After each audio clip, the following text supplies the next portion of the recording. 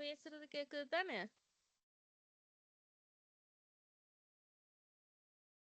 பேசுறது கிளியரா?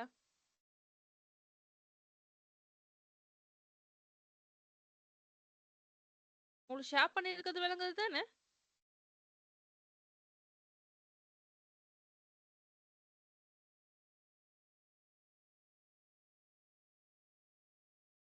ஷேர் பண்ணிருக்கிறது விளங்குதா?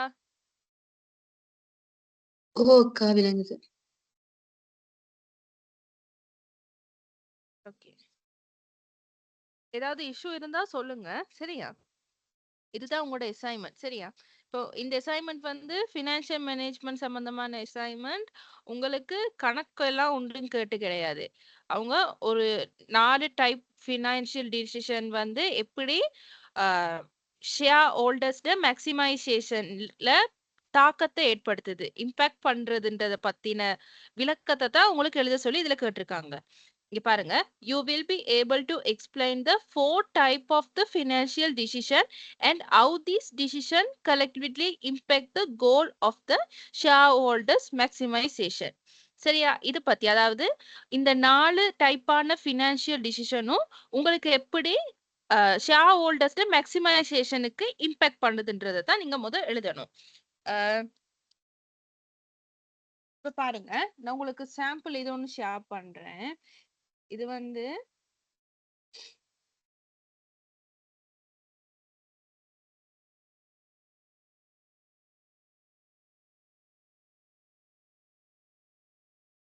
இது நான் உங்களுக்கு செய்து வச்சிருக்கிறது உண்டு.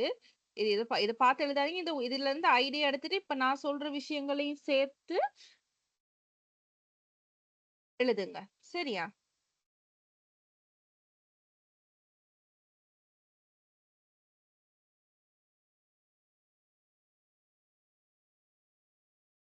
ஓகே, ஃபர்ஸ்ட் உங்களுக்கு என்ன கேட்டிருந்தாங்க?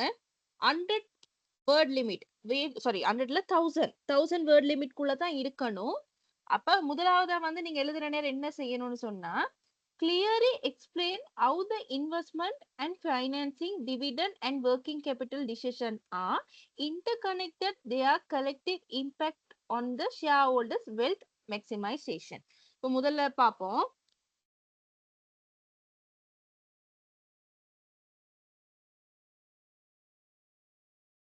முதல்ல எனக்கு சொல்லுங்க, ஃபினான்ஷியல் மேனேஜ்மெண்ட் மெயின் ஆப்ஜெக்டிவ் வந்து என்னது? ஷேர் ஹோல்டர்ஸ்ல வெல்த்தை வந்து மேக்சிமைசேஷன் பண்றது. அந்த இலக்கை அடையிறதுக்காக வேண்டித்தான் ஃபினான்ஷியல் மேனேஜரால 4 டிசிஷன் மேற்கொள்ளப்படும். முதலாவது டிசிஷன் என்னது? Investment decision. இரண்டாவது ஃபைனான்சியலி டிசிஷன். மூணாவது டிவிடெண்ட் டிசிஷன். நாலாவது ஒர்க்கிங் கேபிட்டல் டிசிஷன். இந்த 4 டிசிஷனும் எப்படி ஷேர் ஹோல்டர்ஸ் வெல்த்தை மேக்சிமைசேஷன் பண்ணுதுன்றதை தான் நீங்க இப்ப எழுதணும். இப்ப நான் சாம்பிளுக்கு நான் இங்க செய்து காட்டியிருக்கிறேன் பாருங்க கீழே. இது வந்து உங்களுக்கு நான் கொடுத்திருக்கிறேன் ஐடியாஸ். இந்த ஐடியாஸ் ஃபர்ஸ்ட் நீங்க எழுதுற நேரம், இன்ட்ரடக்ஷன் எழுதுற நேரம் அந்த டாபிக்கை பத்தி செய்யணும், இல்ல இதை பத்தி போடுங்க அப்படின்ற இதுதான் இந்த இதுகள்ல இருக்கு. நான் இது ஷேர் பண்ணி விடுவேன் கொஞ்சம். அதுக்கு கீழே பாருங்க, நான் உங்களுக்கு செய்து நார்மலா ஒண்ணு செய்து போட்டிருக்கிறேன். அதுல இன்னும் கொஞ்சம் ஆட் பண்ணி எக்ஸாம்பிள்ஸ் எல்லாம் போட்டு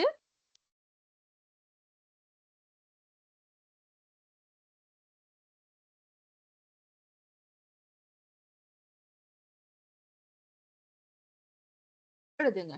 சரியா? இப்ப இதுல வந்து நீங்க முதல்ல செய்யற நேரம் ஒரு இன்ட்ரடக்ஷன் கொடுக்கணும். இன்ட்ரடக்ஷன் எப்படி கொடுப்பீங்க? ஃபைனான்சியல் மேனேஜ்மெண்ட் இப்ப பாத்தீங்கன்னா கொடுத்திருக்கிறேன். இந்த ஃபைனான்சியல் மேனேஜ்மெண்ட்ல பேசிக், அதாவது உங்களோட மெயின் ஆப்ஜெக்டிவ் வந்து ஷேர் ஹோல்டர்ஸை வெல்த் மேக்சிமைசேஷன் பண்றது.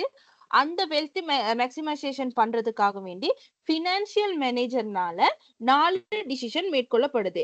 அந்த 4 டிசிஷன்ல ஒன்று தான் investment decision, financial decision and dividend decision, working capital decision சொல்லி ஒரு இன்ட்ரடக்ஷன் நீங்க நான் கொடுத்திருக்கிறேன். சரியா? நீங்க கொஞ்சம் எக்ஸ்ட்ராவா எழுதுங்க. எப்படி எழுதுவீங்க?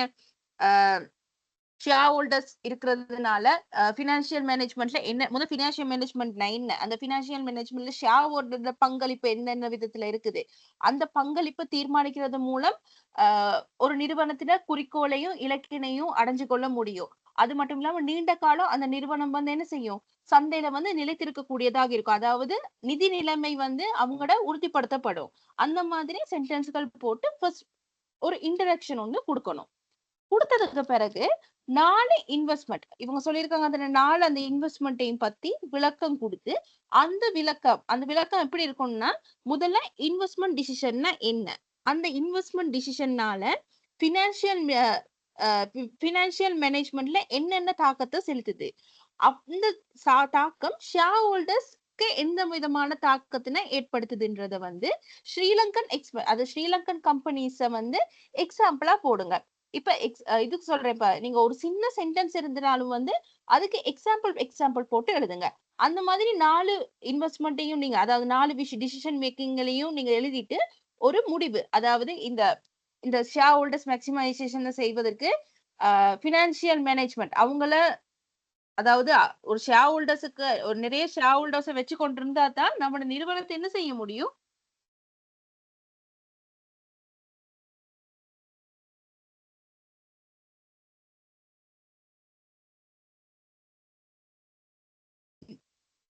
நிறுவனம் வந்து நீண்ட காலம் சந்தையில நினைச்சு ஒரு நல்ல நிலைமை அவங்களோட இலக்கையும் குறிக்கோளையும் அடைஞ்சு கொள்றதுக்கு வந்து அது உதவியா இருக்கும்ன்றத வந்து நீங்க கடைசியா ஒரு முடிவு எழுதுற நேரம் எழுதணும். சரியா? முதலாவதா பாருங்க இன்வெஸ்ட்மென்ட் டிசிஷன்.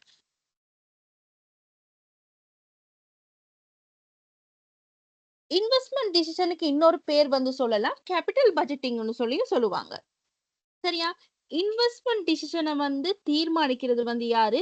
Financial manager. முதல்ல இன்வெஸ்ட்மென்ட் மேனேஜ்மென்ட்னா என்னன்னு சொல்லி பார்த்தீங்கன்னா, முதலீடு சம்பந்தமான தீர்மானத்தினை மேற்கொள்றது தான் இன்வெஸ்ட்மென்ட் மேனேஜ்மென்ட். இப்ப சொல்லுங்களேன். ஒரு ஒரு நிறுவனமானது எந்த முதலீட்ல எந்த டைம்ல, எந்த பீரியட்ல முதலீடுகள மேற்கொள்ள வேண்டும்? இந்த பீரியட்ல நான் இந்த முதலீட செய்தேன்னு சொன்னா, நிறுவனத்தினால தாக்கு பிடிக்க முடியுமா? நிறுவனத்தில நிதி நிலைமை நன்றாக போகுமா? இந்த மாதிரி விஷயங்கள மேற்கொள்றதான தீர்மானத்த மேற்கொள்றது தான் என்னது? Investment decision. அத வந்து நம்ம கேபிட்டல் பட்ஜெட்டிங்ன்னு சொல்லியும் சொல்லுவாங்க. இப்ப அதுல பாருங்க இன்வெஸ்ட்மென்ட் மேனேஜ்ல வந்து ஒரு ஃபைனான்சியல் மேனேஜர் டிசிஷன் எடுக்கிற நேரத்துல வந்து 4 விஷயத்த கணக்குல கொள்ளுவாரு. எழுதிக் கொள்ளுங்க வேணும்னா, அ அசஸ்மென்ட் சம்பந்தமான இன்வெஸ்ட்மென்ட். 2வது மெர்ஜ் சம்பந்தமான இன்வெஸ்ட்மென்ட். 3வது அக்விசிஷன்ஸ். 4வது வந்து எக்ஸ்பென்டேஷன். அதாவது வந்து இப்ப பார்த்தீங்கன்னா, எந்த அசெட்ஸ்ல வந்து நம்ம இன்வெஸ்ட்மென்ட் முதலீட வந்து போட்டோம்னு சொன்னா, நிறுவனத்தினால தாக்கு பிடிக்க முடியும். அந்த நிறுவனத்தினால அதிக வருவாய ரிட்டர்ன பெற்றுக்கொள்ள முடியும். இதனால ஷேர் ஹோல்டர்ஸ்க்கு என்ன மாதிரியான அ அதிகூடிய பங்கு லாபத்தின வழங்கிக் கொள்ள முடியுமா? அவங்க போடுற காச வச்சுக்கிட்டு நம்ம இன்னொரு முதலீட செய்வதன் மூலியமா, அந்த முதலீட்டின் வருவாய அதிகரிச்சு ஷேர் ஹோல்டர்ஸ்க்கும் நன்மைய இதாக்கி, நிறுவனத்துக்கும் அந்த நன்மையை எடுத்துக்கொள்ள முடியுமான்றது சொல்றது தான் வந்து இன்வெஸ்ட்மென்ட் சம்பந்தமான தீர்மானங்கள மேற்கொள்றது. மெர்ஜ் சொல்றது வந்து இப்ப எக்ஸாம்பிள்க்கு வந்து இப்ப டயலாக்கும் ஏர்டெலும் மெர்ஜ் பண்ணிக்கிட்டாங்க. எந்த டிசிஷன் சம்பந்தமா வச்சு? இன்வெஸ்ட்மென்ட் டிசிஷன் சம்பந்தமா. இன்வெஸ்ட்மென்ட் காரணமா வச்சு தான் டயலாக்கும் ஏர்டெலும் மெர்ஜ் பண்ணிக்கிட்டாங்க இப்ப கிட்டத்துல. அத நீங்க ஒரு எக்ஸாம்பிளா போடலாம். ஆ இன்வெஸ்ட்மென்ட் டிசிஷன் மேக்கிங்ல மெர்ஜ் பண்றது. அதாவது அந்த டிசிஷன்ல ஒரு பினான்சியல் மேனேஜர் வந்து மெர்ஜ் சம்பந்தமான டிசிஷனை மேற்கொள்றதுக்காக வேண்டி இந்த இன்வெஸ்ட்மென்ட் டிசிஷன் மேக்கிங் வந்து முக்கியம்னு சொல்லி போட்டுட்டு நீங்க எக்ஸாம்பிளுக்கு போடலாம். டயலாக்கும் ஏர்டெலும் மெர்ஜ் பண்ணிக்கிட்டாங்க இப்ப கிட்டத்துலன்றத நீங்க எக்ஸாம்பிளுக்கு சொல்லி போக்கலாம். அது மட்டும் இல்லாம நிறுவனம் வந்து தன் எக்ஸ்பென்டேஷன் பண்ணிக்கணும். அதாவது விருத்தி செய்து கொள்றதுக்கு வந்து இந்த அதிக முதலீடுகள் செய்து நீங்க பெரிய அளவிலான வியாபாரத்தை கொண்டு போற நேரத்துல தான் வியாபாரம் என்ன செய்யும்? வியாபாரம் என்ன செய்யும்? வளர்ச்சி அடைஞ்சு கொண்டு போகும். இந்த மாதிரியான வளர்ச்சிகள வந்து அ மேற்கொள்றதுக்காக வேண்டி இன்வெஸ்ட்மென்ட் முதலீடு சம்பந்தமான டிசிஷன் மேக்கிங் பண்றது வந்து ரொம்ப முக்கியம். ஏன்னா இப்ப அ ஷேர் ஹோல்டர்ஸ் குடுக்குற ப அவங்க கிட்ட இருந்து வாங்குற அந்த பங்கு முதலீடுகள வச்சு, நம்ம இந்த சரியான என்பிவி வந்து இப்ப என்பிவி சொல்லுவோம். என்பிவி வந்து முதலீட்டு வருவாய் வந்து பாசிட்டிவ்ல இருக்கிறதுல வந்து நம்ம அதிக முதலீடுகளை மேற்கொள்றது மூலியமா தான் நம்ம என்னது நம்ம நிறுவனத்தையும் பாதுகாத்து கொள்ள முடியும். ஷேர் ஹோல்டர்ஸ் மேக்சிமைசேஷன் என்ன செய்து கொள்ள முடியும், நல்ல growthல வச்சுக்கொள்ள முடியும். அந்த மாதிரி விஷயங்கள் எடுத்துங்க. அது இல்லாம வியாபாரத்துல அதுக்கு எக்ஸாம்பிளா வேணா நீங்க நல்ல பொண்டுல முதலீடு செய்யறத போடலாம். ட்ரெஷரி அதுகள்ல முதலீடு செய்யறதுகளை போடலாம். அந்த மாதிரி விஷயங்களை போட்டு நான் இங்க கொடுத்திருக்கிறதோட சேர்த்து நீங்க எழுதினீங்கன்னா சரி. அது இல்லாம உங்களுக்கு ஸ்ரீலங்கன் எக்ஸாம்பிள் ஒன்று நான் இங்க கொடுத்திருக்கிறேன். ஜான் கீல்ஸ் நிறுவனம் வந்து சினமன் லைஃப் என்ற இன்வெஸ்ட்மெண்ட்ல வந்து அவங்களோட ப்ராஜெக்ட் ஒண்ணு இன்வெஸ்ட் பண்ணாங்க. லார்ஜ் ஸ்கேல் ப்ராஜெக்ட் ஒண்ணு இன்வெஸ்ட் பண்ணாங்க. இதன் மூலியமா அங்க அந்த அதனுடைய முதலீட்டு வருவாய் பெருகிச்சு. அதனால என்னது ஷேர் ஹோல்டர்ஸுக்கும் அவங்க போட்ட முதலீடை விட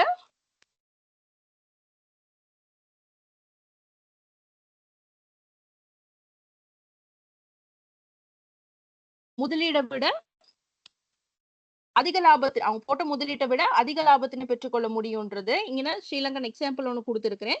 நீங்க இதோட இப்ப நீங்க இன்வெஸ்ட்மெண்ட் டிசிஷன் எழுதுறீங்க, இன்ட்ரடக்ஷனுக்கு அடுத்தது இன்வெஸ்ட்மெண்ட் டிசிஷன் எழுதுறீங்கன்னா இன்வெஸ்ட்மெண்ட் டிசிஷன்னா என்ன, அந்த இன்வெஸ்ட்மெண்ட் டிசிஷனால ஷேர் ஹோல்டர்ஸுக்கு என்னென்ன நன்மைகள் கிடைக்குது, அவங்களோட வெல்த் மேக்சிமைசேஷனை எப்படி நம்ம பாதுகாத்து கொள்ள முடியும் இந்த இன்வெஸ்ட்மெண்ட் டிசிஷனை மேற்கொள்றதுனாலன்ற விஷயத்தை எழுதிட்டு இந்த ஸ்ரீலங்கன் எக்ஸாம்பிள் ஒண்ணு போட்டு நீங்க உதாரணத்தை காட்டினீங்கன்னா சரி.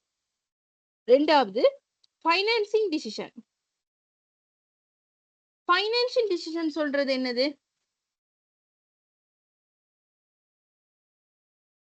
டெபிட்டுக்கும் ஈக்விட்டிக்கும் இடையிலான பேலன்ஸ் மேற்கொள்றது. அதாவது உங்களோட ஃபண்ட அதிகரித்துக் கொள்றது. இங்க பாத்துக்கோங்க. Financial decision determine how the company raises the capital to the fund it operation.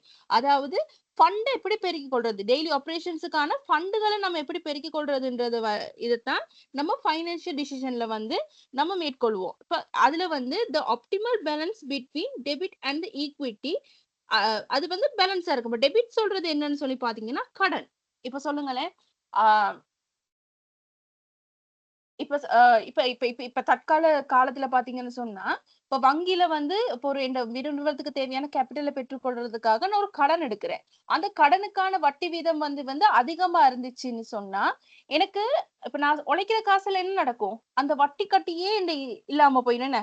அந்த மாதிரியான டிசிஷன், பைனான்சியல் சம்பந்தமான டிசிஷன்களை மேற்கொள்றதுக்காக வேண்டித்தான் இந்த பைனான்சியல் சம்பந்தமான டிசிஷன் மேக்கிங்க பைனான்சியல் மேனேஜர் வந்து மேற்கொள்வாரு. இப்ப ஈக்விட்டி சொல்றது வந்து என்னன்னா ஷேர்ஸ் விற்பனை செஞ்சு அதன் மூலமாக முதலீடுகளை பெற்றுக்கொள்றது. அதன் மூலமா அது வந்து கொஞ்சம் நம்ம டெபிட்டை விட கடனை விட ஈக்விட்டி வந்து அதிகமா இருந்தா தான் என்ன நடக்கும், எங்களுக்கு வருவாய் வந்து அதிகமாக இருக்கும். நான் உங்களுக்கு கணக்கு செய்து கொண்டு போற நேரத்துல உங்களுக்கு இது விளங்கும்.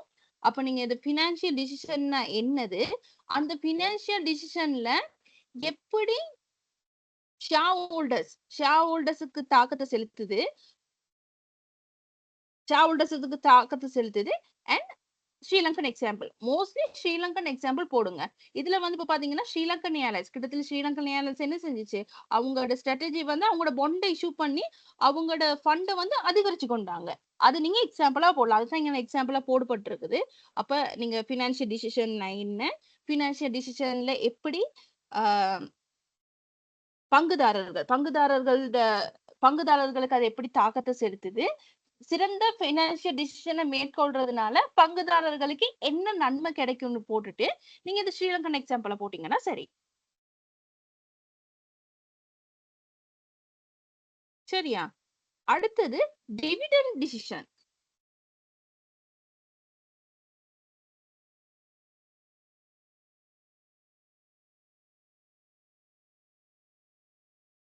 இப்ப டிவிடெண்ட் டிசிஷன் சொல்றது வந்து இப்ப பாருங்க, dividend decision involve determine the earning to distribute the shareholders various revenue in the business. இது வந்து என்னன்னு சொன்னா, shareholders போடுற மூலதனங்களுக்கு அதிக பங்கு லாபத்தினை கொடுக்க முடியுமா இருந்தா அந்த அதைத்தான் நம்ம சொல்லுவோம் டிவிடெண்ட் டிசிஷன் மேக்கிங். அவங்க போடுற பங்குகளுக்கு நம்மளோட வருவாய்களை அதிகரிச்சு அவங்களுக்கு அதிகமான லாபத்தினை பெற்றுக்கொள்ளக்கூடிய உபாயங்களை மேற்கொள்றது தான் நம்ம டிவிடெண்ட் டிசிஷன் சொல்லி போடுவோம். அதுக்கான எக்ஸாம்பிளும் நான் இங்க சொல்லியிருக்கேன் பாருங்க. Dialog Axiata leading the telecommunication company has well balance and dividend policy. அப்ப நீங்க இந்த எக்ஸாம்பிள்களை போடுங்க. பட் நீங்க எழுதுற நேரம் என்ன செய்யுங்கன்னு சொன்னா டிவிடெண்ட் டிசிஷன் என்ன, அதன் மூலியமா கம்பெனிக்கு என்ன நன்மை கிடைக்குது, அந்த கம்பெனிக்கு கிடைக்கிற நன்மைகள் வந்து ஷேர் ஹோல்டர்ஸ் மேக்ஸிமைசேஷனை எப்படி செய்யறது, அதாவது பாதுகாக்கிறதுக்கு உதவுதுன்றது போட்டு இந்த ஸ்ரீலங்கன் எக்ஸாம்பிள்ஸை போட்டீங்கன்னா சரி. சரியா? ஒர்க்கிங் கேபிட்டல் மேனேஜ்மெண்ட் டிசிஷன் சொல்றது வந்து என்னன்னா டெய்லி மேனேஜ்மெண்ட்டை மேற்கொள்றதுக்காக, டெய்லி நம்மளோட விஷயங்களை மேனேஜ் பண்ணி தீர்மானங்களை மேற்கொள்றதுக்காக வேண்டி பாயிண்ட் ஒர்க்கிங் கேபிட்டல்னு சொன்னா என்னது? ரெண்டு விஷயம் இருக்கு. ஒன்னு cross working capital, net working capital. அதாவது டே டு டே ஒர்க்கை நாங்க செய்யறதுக்கு, டே டு டே ஒர்க்குகளை நாங்க சரிவர செய்து நம்மட நமக்கு நிதி பத்தாம இருந்துச்சுன்னா அந்த நிதியை நாங்க எந்த முறையில பெற்றுக்கொள்ள முடியும், நம்ம ஷேர் ஹோல்டர்ஸ் போடுற இதுகளை வந்து டே டு டே ஒர்க்கிங் கேபிட்டல்ல எந்த மாதிரி நம்ம பயன்படுத்தி கொள்ள முடியும், அந்த மாதிரி விஷயங்களை வந்து நம்ம இந்த ஒர்க்கிங் கேபிட்டல் டிசிஷன் மூலமா பினான்சியல் மேனேஜர் எடுப்பாரு. அப்படி நீங்க இப்ப எழுதுற நேரம் என்ன செய்வீங்கன்னா இந்த ஒர்க்கிங் கேபிட்டல் டிசிஷன்னா என்ன, அந்த ஒர்க்கிங் கேபிட்டல் டிசிஷன்ல ஷேர் ஹோல்டர்ஸ் மேக்சிமைசேஷன் எப்படி பாதுகாக்கிறதுன்னு போட்டு இந்த எக்ஸாம்பிள போட்டீங்கன்னா சரி. இதெல்லாம் போட்டுட்டு நான் இங்க பாருங்க, உங்களுக்கு நான் இன்டர் கனெக்ஷன் டிசிஷன், அதாவது இந்த நாலுமே வந்து ஒவ்வொன்றுக்குமே ஒரு பினான்சியல் மேனேஜ்மெண்ட் எடுத்தா இந்த 4 டிசிஷன் மேக்கிங்களும் எங்களுக்கு ரொம்ப இன்டர் கனெக்டட் ஆனது. இந்த இன்டர் கனெக்டட் மூலியமா தான் நம்ம ஏன்னா எங்களோட ஒரு மெயின் ஆப்ஜெக்டிவ் என்னது, ஷேர் ஹோல்டர்ஸ் மேக்ஸிமைசேஷன் வெல்த்தை வந்து பாதுகாக்கிறது. அப்ப நம்ம என்ன செய்யணும், இந்த 4 விஷயத்தையும் போட்டுட்டு அந்த 4 விஷயமும் இன்டர் கனெக்டட் ஆனது.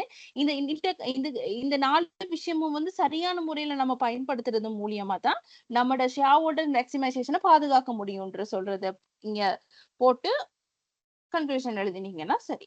இவ்வளவுதான் உங்களோட அசைன்மெண்ட். சரியா? இது வந்து என்னன்னா நான் உங்களுக்கு சாம்பிள் ஒண்ணு நான் எழுதி இருக்கிறேன். சரியா? அது இல்லாம உங்களுக்கு எப்படி செய்யணும்ன்றதுக்கான இங்க நோட்டும் நான் இங்க கொடுத்திருக்கிறேன். சரியா? அது இல்லாம நான் இன்னொரு பாயிண்ட்ஸ் நோட் வச்சிருக்கேன். அந்த பாயிண்ட்ஸ் நோட்டையும் நான் உங்களுக்கு போட்டு விடுறேன். சோ இதுகளை வச்சு நீங்க எழுதுனீங்கன்னா சரி. 1000 வேர்ட்குள்ள எழுதுங்க. 1000 வேர்ட் சொன்னா மேக்சிமம் ஒரு 5-6 பேஜ் வர மாதிரி எழுதுங்க. முதலாவது பினான்சியல் மேனேஜ்மெண்ட் என்ன, அந்த பினான்சியல் மேனேஜ்மெண்ட்ல இந்த 4 டிசிஷன் மேக்கிங்ல எவ்வாறான தாக்கத்தை செலுத்துது, ஷேர் ஹோல்டர்ஸ் வந்து எப்படி பினான்சியல் மேனேஜ்மெண்ட்டுக்கு உதவுறாங்க அப்படின்னு சொல்லி இன்ட்ரடக்ஷன் ஒண்ணு கொடுத்துட்டு அந்த 4 விஷயத்தையும் தனித்தனியா நீங்க இந்த நான் போட்டிருக்க மாதிரி விளங்கப்படுத்தி எழுதினீங்கன்னா சரி.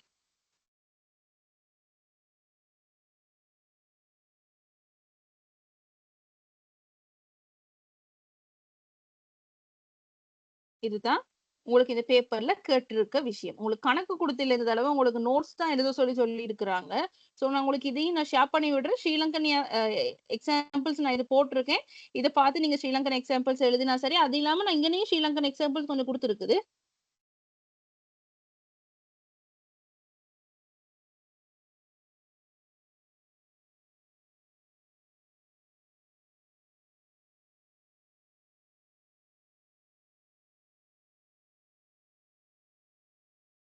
இப்ப எக்ஸாம்பிளுக்கு பாருங்களேன். ஃபர்ஸ்ட்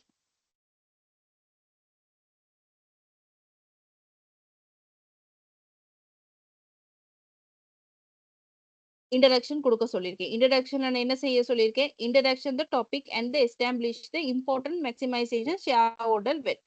அதை நீங்க போடுறீங்க. அப்புறம் நீங்க என்ன செய்யணும், define the 4 type of the financial decision. என்னென்னது, investment, financing, dividend and working capital. அந்த மேனேஜ்மெண்ட்டை லைட்டா விளங்கப்படுத்துங்க இங்க. அதுக்கப்புறம் mention the decision and the interconnected to collective the impact the financial performance and the shareholders value. shareholders valueக்கு இந்த நாலும் வந்து எப்படி interconnected ஆகுதுன்ற ஒரு சின்ன விஷயத்தை போட்டீங்கன்னா சரி. அதை நான் இன்ட்ரடக்ஷன்ல கொடுத்துருக்கிறேன். அதை வாசிச்சு அதையே எழுதாதீங்க. அதோட சேர்ந்து கொஞ்சம் கொஞ்சம் வசனங்களை போட்டு அந்த விஷயத்தை எழுதுங்க. அடுத்தது பாருங்க, இன்வெஸ்ட்மெண்ட் டிசிஷன். முதலாவது investment decision. investment decision na explain the what is the investment decision involved and selecting the profitable projects and the long term growth.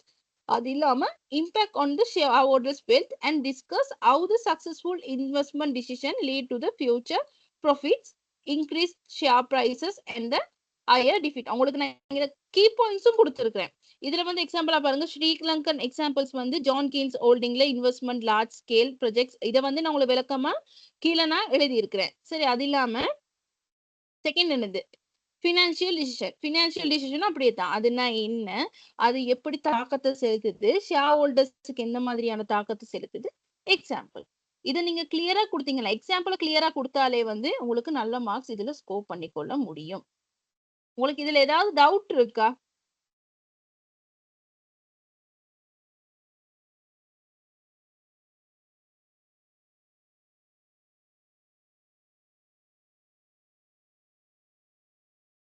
உங்களுக்கு ஏதாவது டவுட் இருக்கா? இந்த அசைன்மெண்ட் செய்யறதுல குழப்பம் எதுவும் இருக்கா?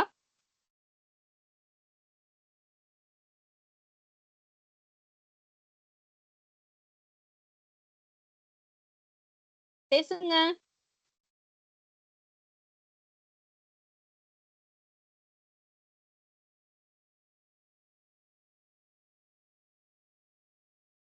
ஏதாவது டவுட் இருக்கா?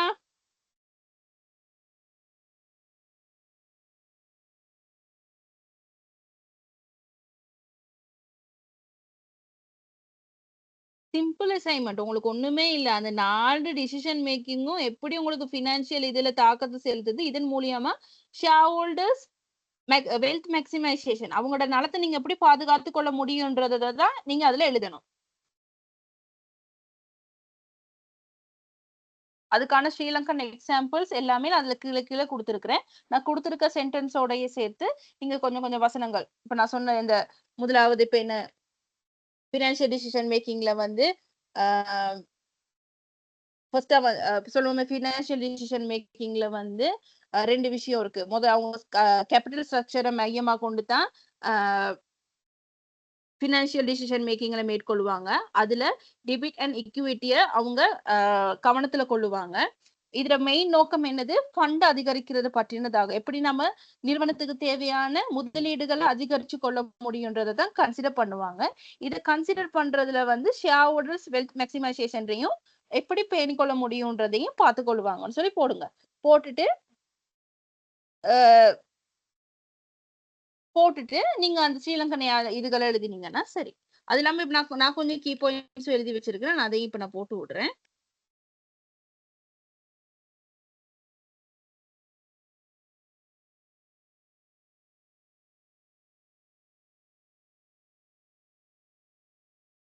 ஏதாவது டவுட் இருக்கா? இது அசைன்மெண்ட் செய்யறதுல ஏதாவது குழப்பம் இருக்கா உங்களுக்கு?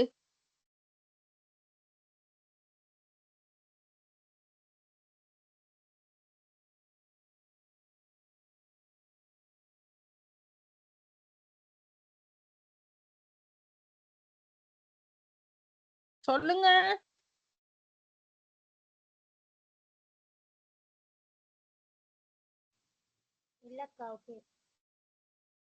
ஓகே தானே? அப்ப நான் உங்களுக்கு இப்ப நான் இதுகளை போட்டு விட உங்களால அதுகளுக்கு கூடிய வசனங்களை இது பண்ணி எழுதி கொள்ள முடியும் தானே? கிளியரான விஷயம் தான் அதுல நான் கொடுத்திருக்கிறேன். ஓகே. உங்களோட கிளாஸ் வந்து எனக்கு இன்னொரு ஒரே ஒரு அசைன்மெண்ட் மட்டும், லெவல் 5 அசைன்மெண்ட் ஒண்ணு மட்டும் இருக்கு. அதை முடிச்சு உங்களோட கிளாஸ்கள் தொடங்கும். நான் அதுக்கு இடையிலயும் வேணும், இப்ப லீவ் வருது தானே, 4 நாள் லீவ் வருது தானே, அந்த 4 நாள் லீவ்ல நான் ஒரு கிளாஸ், நான் உங்களுக்கு அக்கௌண்ட்ஸ் கிளாஸ் போட தொடங்கிடுவேன். அதுல இருந்து கணக்கு தான் இருக்கு. உங்களோட அசைன்மெண்ட் இது கொடுத்துருக்கிறதுக்கு வந்து இனி கணக்குகள் தான் இருக்குது. அதுல இருந்து கிளாஸ் உங்களுக்கு கிளியரா போகும். ஓகே தானே? ஓகே, நான் இப்ப உங்களுக்கு கோஆர்டினேட்டருக்கு நான் போட சொல்றேன்.